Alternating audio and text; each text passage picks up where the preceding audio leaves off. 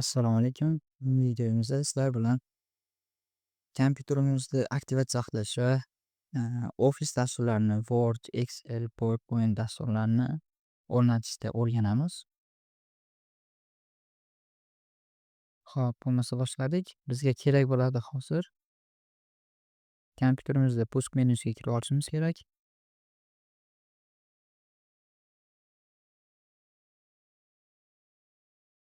Pust menyudan kerak bo'ladigan narsa Windows PowerShell kerak bo'ladi. Ochamiz va PowerShellga kirib olamiz. Xo'p, PowerShellga kirganimizdan keyin shu buyruqni yozib chiqishimiz kerak bo'ladi.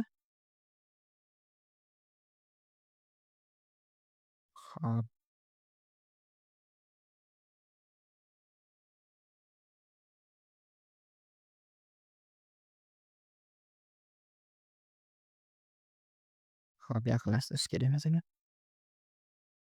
E'tibor bilan qarab turinglar. Xo'sh, qani buni birlashtirsa bo'lmaymikan? Xo'p, bo'ladi ekan.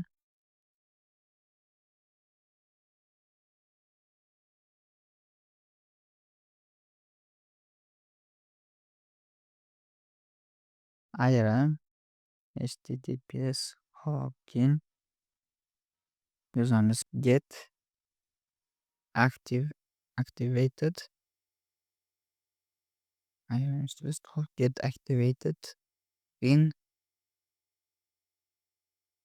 keyin shu belgi ex qo'yamiz. Mana shu buyruqni yozishinglar kerak bo'ladi. Hop, keyin enter tugmasini bosamiz.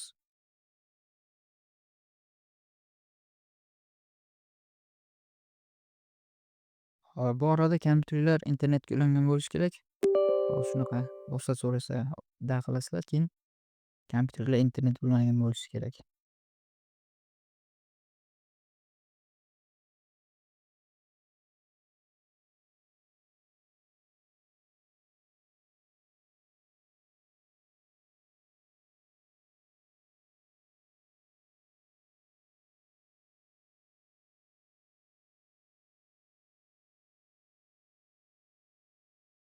Xo'p, undan keyin bundan chiqib ketsak bo'ladi. PowerShelldan mana shu oynaga kirib qolamiz. Xo'p, endi qaranglar, Windows'imiz rasmini o'zgartirib ko'raylikda. Ko'rgi personallariga kirsak, ko'rishimiz mumkin. Bu yerda sen Windows'ni aktivatsiya qilishing kerak. Ya'ni shu narsani bo'ladi. Rasmni o'zgartirish uchun aktivatsiya qilishing kerak degan yozuvni ko'rishimiz mumkin.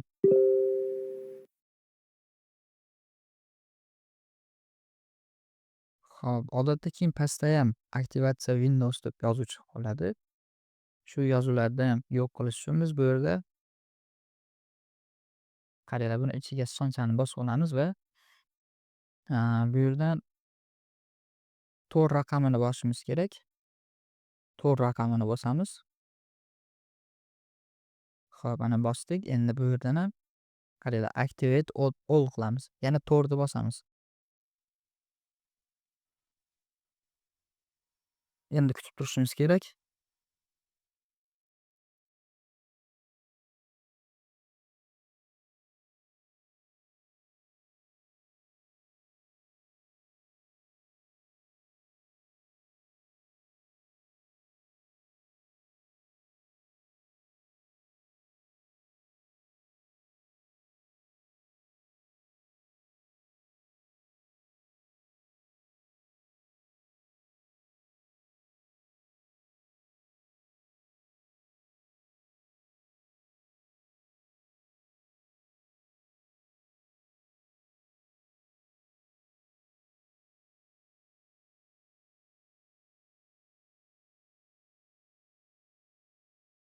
Xo'p, qizil chiqqan narsa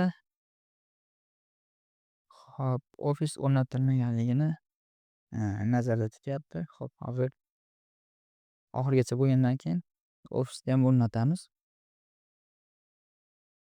Ofis dasturlarini.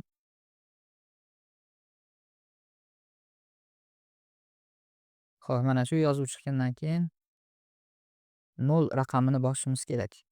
0 raqamini. Mana qaytib qoldi. Endi bu yerdan qaranglar. Hop, har xil byuroklar bor. Bularni ham ko'rishinglar mumkin.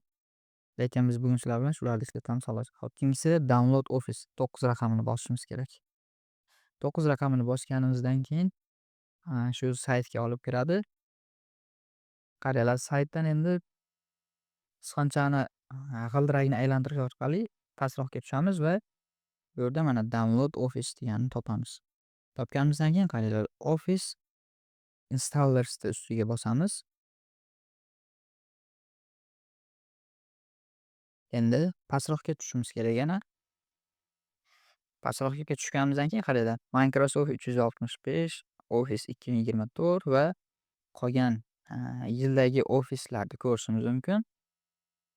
Hop, ofisda tili bu yerda ingliz tili turibdi. Sizlar ham rus tili, ingliz tili va boshqa tillarni tanlashingiz mumkin. Pastroqqa tushsanglar mana arab tili. Hop, pastga tushsa yana ketaveradi. Kelinglar, o'zbek tili bormiki, o'shani tekshirib ko'ramiz. Ispan tili, hop, ispan. French, hop, French. Hindi, hop. Koreya, kazak bor ekan.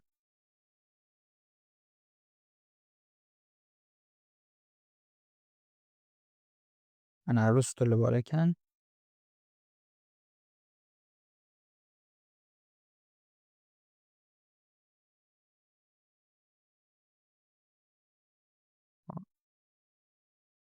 O'zbek tili yo'q ekan bu yerda.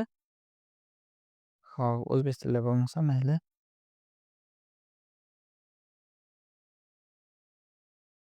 Xo'sh, kelinglar biz ingliz tilini o'rnatamiz. Xohlasanglar rus tilini o'rnatishingiz mumkin. Rus tilidagi ofisda farqi shu Word, Excel va boshqa dasturlarni ishlatganinglarda uskunalar va boshqa joylari shu rus tilida bo'ladi. Biz hozir ingliz tilini tortyapmiz. Keyin qaranglar, bu yerda Office 365 shu oxirgi ofislar turibdi va mana bu yerda versiyalari turibdi, produktlari. Product ID deb qo'ygan, buni nomlari bor. Xo'p, biz buni mana shu birinchisiga tortamiz. Buni ichiga nima kiradi? Mana ichiga nimalar kirishi? Access kiradi, Office dasturi, Excel, Lens, OneNote, Outlook, PowerPoint, Publisher, Word, OneDrive'lar kiradi.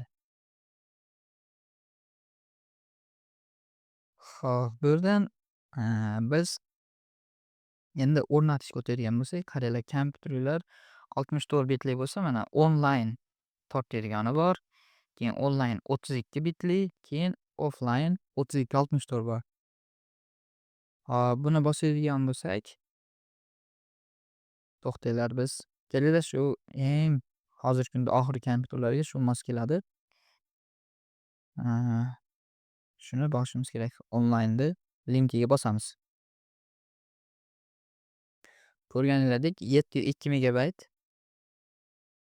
Hop, buni tortib olsin. Bu nimaga onlayn deb qo'ygan? Shu 702 megabaytlikni tortib turib, ichiga kiradigan bo'lsak, avtomatik tarzda shu ofislarda internetga ulangan holatda yuklab beradi. Bu offlayn esa hamma narsasini yuklab oladida. Bu mana 3 megabayt bo'lmaydi. Kelinglar, bosib ko'ramiz. Ustiga bir marotaba bosganimizda mana ko'rishlar mumkin 501 gigabayt. Bundan ko'ra bizga birinchisi qulay. Shuni tortib olamiz. Xo'p, keyin saytdan chiqib ketsak bo'ladi. Xo'p, buni yopmay turaveringlar. Ofisimizda aktivatsiya qilish uchun kerak bo'lib qoladi. Xo'p, kelinglar, aytgandek rasmga kirib ko'raylikchi endi. Windows'imizni aktivatsiya qildik-ku. Mana aktivatsiya qildik. Aktivatsiya qilgandan keyin endi rasmlarni o'zgartirishimiz mumkin bo'ladi. Endi xo'p, faylga kirib olishimiz kerak. Faylga kirish uchun xohlagan mana shu papka fayllarga kiramiz va bu yerdan downloadsga o'tib olishimiz kerak chat tarafdan. Keyin Office Setup turibdi. Ustiga bosamiz. Administrator nomi yoki oddiy ochsanglar ham bo'laveradi. Yes qilamiz. Endi papkadan chiqib ketsak ham bo'ladi.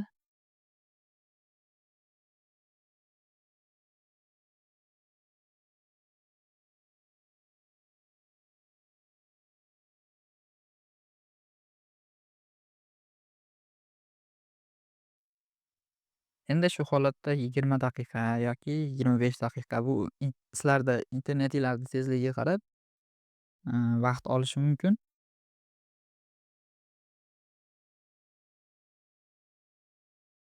Bu yerda videoni tezlashtirib yuboraman. Bo'lmasa videoning cho'zilib ketishi mumkin. Shu holat kelgandan keyin dastur, ya'ni Office dasturlari o'rnatilgan bo'ladi. Close qilamiz. Xo'p, рабочий stolga chiqmagan bo'ladi. Qaranglar, pust menusiga kiramizda. Keyin shu yerda ko'radigan bo'lsak, Outlook, Word, PowerPoint, OneNote, Stick Notes, Access, Excel'larni ko'rishimiz mumkin. Endi bularni bosib olib turib, рабочий stolga chiqarib qo'yishimiz kerak.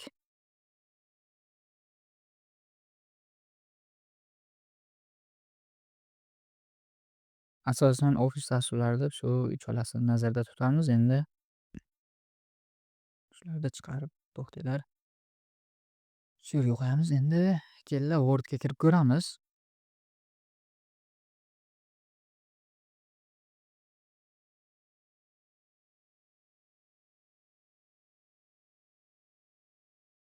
Xo'p, qaranglar, aktivatsiya bo'lmaganligi uchun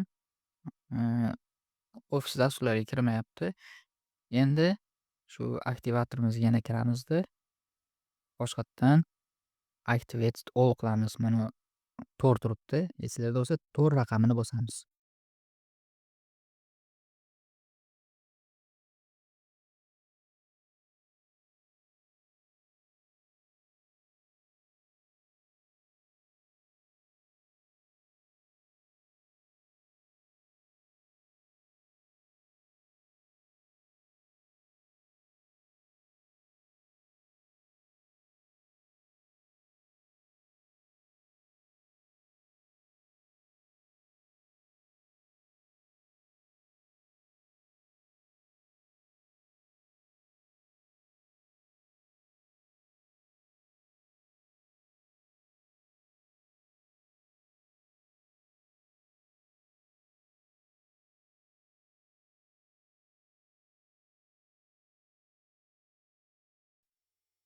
Xo'p, bo'lgandan keyin Enterga bosaveramiz.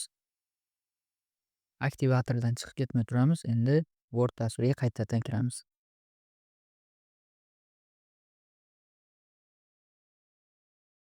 Acceptni bosamiz. Close'ni bosamiz. Blank documentni bosamiz. Xo'p.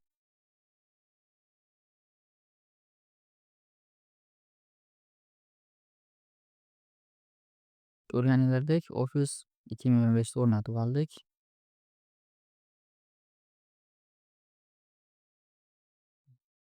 Kelinglar qolganini ham kirib ko'ramiz. PowerPointga.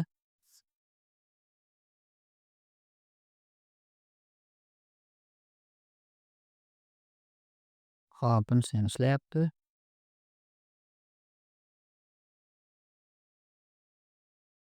Endi esa Excelga kirib ko'ramiz.